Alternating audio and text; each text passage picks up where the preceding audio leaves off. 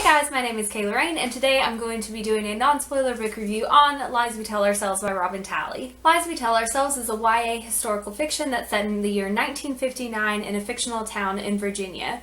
This takes place 5 years after the Brown versus the Board of Education Supreme Court hearing that ruled that segregation in schools was unconstitutional. The two main characters that we follow the viewpoint of in this book are on opposing sides of the civil rights movement, and we get to see inside of both of their heads and kind of their experiences. Both of them are seniors at the high school where they are integrating African American students into a white school, and it shows kind of the hardships that go along with that. On top of those issues that this book deals with and the themes that come with that, this book also has a very heavy emphasis on sexuality, with both main characters discovering that they do have romantic feelings towards women, and it being 1959 in Virginia, that is not necessarily seen as a good thing. And both main characters kind of explore what that means for them and how it deals with their religion, their spirituality, as well as how society accepts that. Obviously, the two main characters are on opposing sides of the civil rights movement, but they do end up falling in love with each other and really having romantic attractions to each other. And I think that the way it's done is sensitive to the material because, of course, one of the characters is racist and the other character is African American, so that's problematic, and this book recognizes those issues but also doesn't downplay the fact that there is an attraction there and that these two main characters do want to have a romantic relationship with each other. Another really lovely part about this book is the fact that it involves the family members, and that is something that I think is very seen in YA books.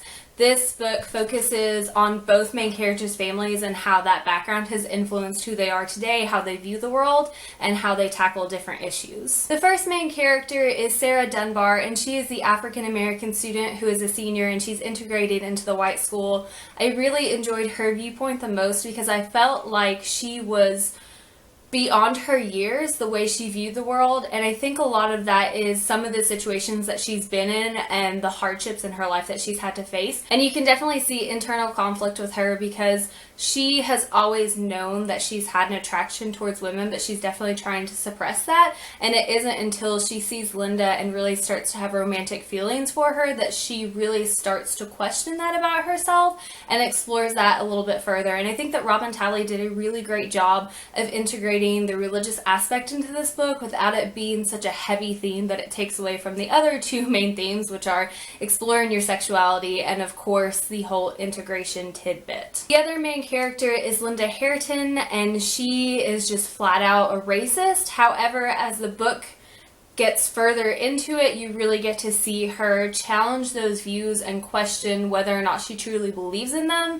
It is definitely evident that the reason that she has these thoughts is because of her father, who is just an awful, horrible, racist person, and is just an awful, horrible person in general, just on top of being racist.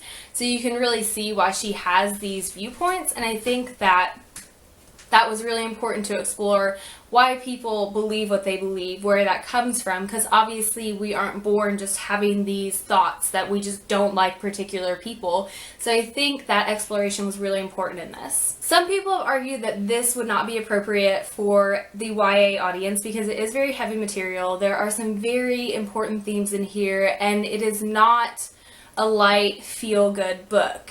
You're not going to walk away from this book feeling like, oh great, my heart is so light and happy. It's very heavy. There's some very important things in here, and I think that it's important for young adults to read. I think Robin Talley has a really great voice for young adult literature, and just her writing was really fantastic. Overall, I gave this book a 5 out of 5 stars. I would highly, highly, highly recommend reading this book. I enjoyed it thoroughly. I was very invested in the plot and the characters, and I think that even though there was so much going on in the book, that it all flowed together very nicely, and that's true with life too. When we have issues, we don't just get to deal with issue A, and when we resolve that, move on to issue B. They're all there, they're all present, they all kind of come together, and I think that this book just kind of put all that together in a really cohesive way that made sense, and it wasn't overwhelming to read. Again, as I stated, I think that everyone should definitely give this book a try, especially if you like YA historical fiction.